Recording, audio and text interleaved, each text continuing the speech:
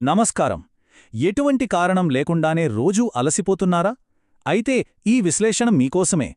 ఈరోజు మనం రోజువారీ శారీరక సమస్యల వెనుక దాగి ఉన్న ఒక పెద్ద మెడికల్ మిస్టరీని ఛేదించబోతున్నాం. తరచుగా మనం నిర్లక్ష్యం చేసే, కాని మనకు అత్యంత కీలకమైన ఒక అంశం గురించి లోతుగా మాట్లాడుకుందాం. చిన్న పని చేయగానే విపరీతమైన అలసట వస్తోందా? చేతులు, కాళ్లలో ఎప్పుడు లేని విధంగా తిమ్మిర్లు వస్తున్నాయా? లేక పదే పదే మతిమరుపు వేధిస్తోందా?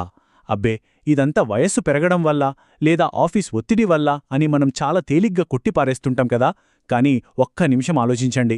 మన శరీరం ఏదో ఒక పెద్ద ప్రమాద ఘంటికను మోగిస్తూ ఉండొచ్చు. ఇవి కేవలం సాధారణ సమస్యలు మాత్రమే కాకపోవచ్చు సుమా.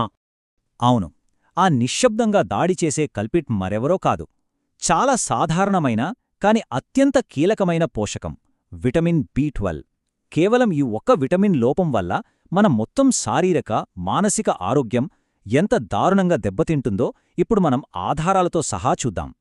ఎలాంటి ఆర్భాటం లేకుండానే ఇది మన ఆరోగ్యాన్ని లోపల్నుంచి ఎలా నిర్వీర్యం చేస్తుందో తెలుసుకుందాం.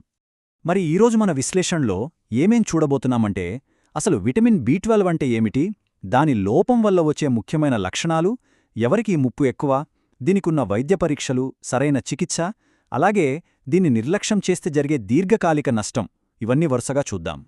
సరే, ముందుగా మొదటి అంశం, అసలు ఈ విటమిన్ బి12 అంటే ఏమిటి?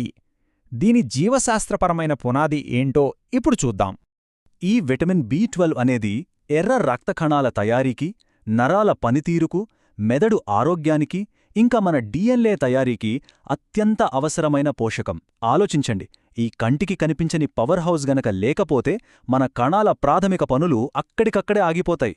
కొత్త డిఎన్ఏ నిర్మించడం నుంచి మెదడును యాక్టివ్గా ఉంచడం దాకా ప్రతి దానికి ఇదే పునాదిరాయి.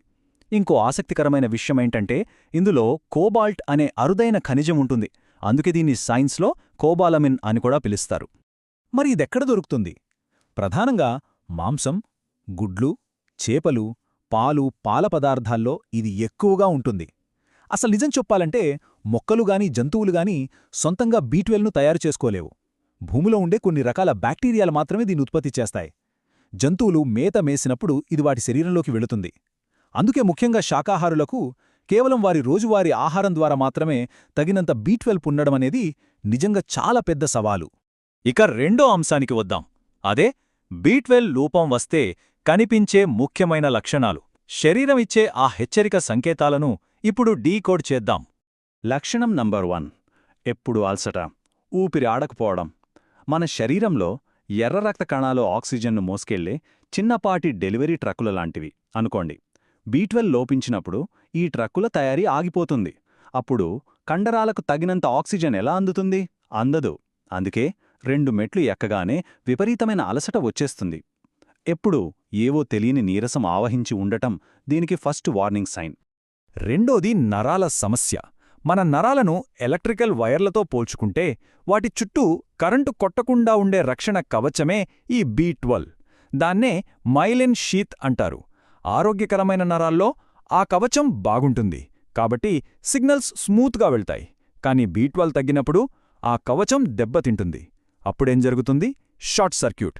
చేతులు, కాళ్లలో సూదుల్తో గుచ్చినట్లు ఉండటం, మంట, భయంకరమైన తిమ్మిర్లు, ఇవన్నీ ఆ షార్ట్ సర్క్యూట్ వల్లే వస్తాయి.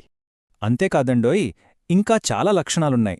తల తిరగడం, శారీరక బలహీనత, మూడ్ ఒక్కసారిగా మారిపోవడం లాంటివి కనిపిస్తాయి. మెదడు కూడా తీవ్రంగా నష్టపోతుంది.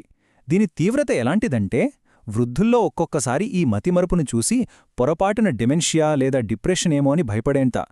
ఇంకో ముఖ్యమైన భౌతిక సంకేతం ఏంటంటే, నాలుక ఎర్రగా కందిపోయి విపరీతమైన మంట పుట్టడం. ఇదొక క్లియర్ సిగ్నల్. మూడవ విభాగం, ఎవరికి ఎక్కువ ప్రమాదం. ఈ నిశ్శబ్ద లోపానికి ముప్పు ఉన్న ఆ వల్నరబుల్ గ్రూప్స్ ఎవరో ఇప్పుడు గుర్తిద్దాం.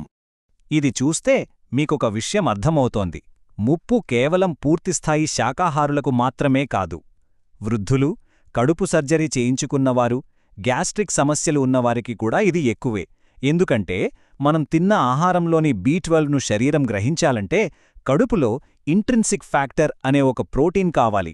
వయసు పెరిగే కొద్దీ లేదా జీర్ణకోశ సమస్యలు ఉన్నప్పుడు ఇది తగ్గిపోతోంది. దానికి తోడు దీర్ఘకాలిక డయాబెటిస్ మందులు వాడేవారు, ఆల్కహాల్ ఎక్కువగా తీసుకునే వారిలో కూడా ఈ లోపం వచ్చే ఛాన్స్ చాలా ఎక్కువ. ఇప్పుడు 4వ అంశం వైద్య పరీక్షలు మరియు సరియైన చికిత్స. ఈ మెడికల్ మిస్టరీని ఎలా ఛేదించాలో చూద్దాం. ఇన్ని సమస్యలు విన్నాక కంగారు పడకండి. ఇదొక మంచి యాక్షన్ ప్లాన్తో సులభంగా పరిష్కరించుకోగల సమస్య. మొదట మనం మాట్లాడుకున్న ఆ దీర్ఘకాలిక లక్షణాలను గమనించాలి. తర్వాత వెంటనే డాక్టర్ని కలిసి బ్లడ్ టెస్ట్లు అంటే B12 లెవెల్స్, CBC, అలాగే అవసరమైతే హోమోసిస్టిన్ లాంటి టెస్టులు చేయించుకోవాలి. ఆ రిపోర్ట్స్ని బట్టి డాక్టర్ చెప్పిన చికిత్సను మొదలుపెట్టటం. అంతే, చాలా సింపుల్ కదా. డాక్టర్ల దగ్గర దీనికి అద్భుతమైన, చాలా ఎఫెక్టివ్ అయిన చికిత్సా విధానాలున్నాయి.